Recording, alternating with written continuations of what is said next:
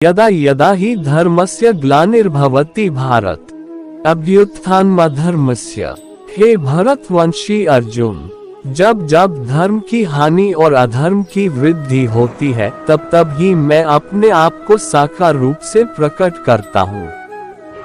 भारत, जब जब धर्म की हानि और अधर्म की वृद्धि होती है तब तब मैं स्वयं को प्रकट करता हूँ। जब धर्म की हानि और अधर्म का उत्कर्ष होता है तब ईश्वर अवतार लेते हैं। गीता के प्रथम अध्याय की प्रस्तावना में धर्म शब्द का अर्थ विस्तार पूर्वक बताया जा चुका है। धर्म एक पवित्र सत्य है जिसके पालन से ही समाज धारणा संभव होती है। जब बहुसंख्यक लोग धर्म का पालन नहीं करते तब द्विपद पशुओं के समूह द्वारा यह जगत जीत लिया जाता है। उस समय परस्पर सहयोग और आनंद से जीवन व्यतीत करते हुए सुखी परिवार दिखाई नहीं देते। मनुष्य को शोभा देने वाला उच्च जीवन भी कहीं दृष्टिगोचर नहीं होता।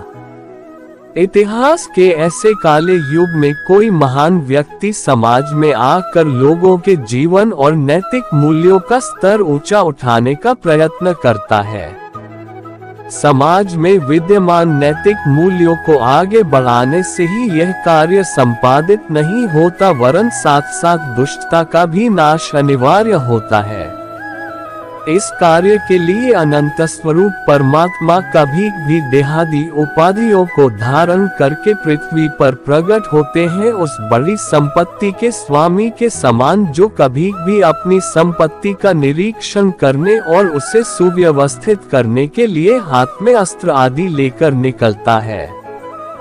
धूप में काम करते श्रमिकों के बीच वह खड़ा रहता है तथापि अपने स्वामित्व को नहीं भूलता। इसी प्रकार समस्त जगत के अधिष्ठाता भगवान शरीर धारण कर रमत्य मानवों के अनैतिक जीवन के साथ निर्लिप्त रहते हुए उनको अधर्म से बाहर निकालकर धर्म मार्ग पर लाने के लिए सदैव प्रयत्नशील रहते हैं। भगवान के इस अवतरण में यहाँ एक बात स्पष्ट की गई है कि यद्यपि वे शरीर धारण करते हैं तथापि अपने स्वातंत्र्य को नहीं खोते। उपाधियों में वे रहते हैं परंतु उपाधियों कर्म का फल व्यक्ति को उसी तरह ढूंढ लेता है जैसे कोई बछड़ा सैकड़ों गायों के बीच अपनी माँ को ढूंढ लेता है।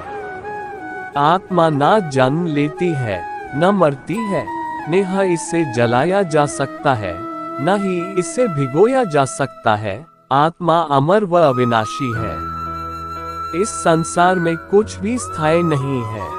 आत्मा शरीर को वैसे ही छोड़ देती है जैसे मनुष्य पुराने कपड़ों को उतार कर नए कपड़े धारण कर लेता है। मन शरीर का हिस्सा है। सुख दुख का एहसास करना आत्मा का नहीं शरीर का काम है। मान अपमान लाभ हानि खुश होना दुखी होना सब मन की शरारत है। जब यह संसार ही स्थायी नहीं है तो इस संसार की कोई वस्तु कैसे स्थायी हो सकती है। मैं सभी जीवों में विद्यमान हूँ, मैं चींटी में भी विद्यमान हूँ और हाथी में भी विद्यमान हूँ। सारे रिश्ते नश्वर हैं और केवल शरीर से जुड़े हुए हैं। जैसे ही व्यक्ति की मृत्यु हो जाती है आत्मा शरीर को छोड़ देती है। आत्मा का शरीर से जुड़े रिश्तों से कोई नाता नहीं रह जाता है। मेरे भी कई जन्म हो चुके हैं, तुम्हारे भी कई जन्म हो चुके हैं। ना तो मेरा आखिरी जन्म है और ना यह तुम्हारा आखिरी जन्म है। वर्तमान परिस्थिति में जो तुम्हारा कर्तव्य है वही तुम्हारा धर्म है। धर्म व्यक्तिगत होता है। मैं किसी के भाग्य का निर्माण नहीं करता, ना ही किसी के कर्मफल में दखल देता हूँ। व्यक्ति या जीव का कर्म ही उसके भाग्य का निर्माता होता है। क्रोध इंसान का सबसे बड़ा शत्रु होता है। क्रोध आने पर इंसान की सोचने समझने की शक्ति खत्म हो जाती है। उस व्यक्ति के पतन में ज्यादा समय नहीं लगता। व्यक्ति कर्म करने से कभी छुटकारा नहीं पा सकता है। इसलिए तुम्हें हमेशा कर्म करते रहना चाहिए। क्योंकि कर्म के बिना तुम्हारे शरीर का निर्वाह भी नहीं हो सकता है। परिवर्तन ही संसार में स्थायी है, इसलिए परिवर्तन से नहीं घबराना चाहिए। मन को नियंत्रण में रखना किसी घोड़े के नवजात शिशु को नियंत्रण में रखने जितना कठिन होता है।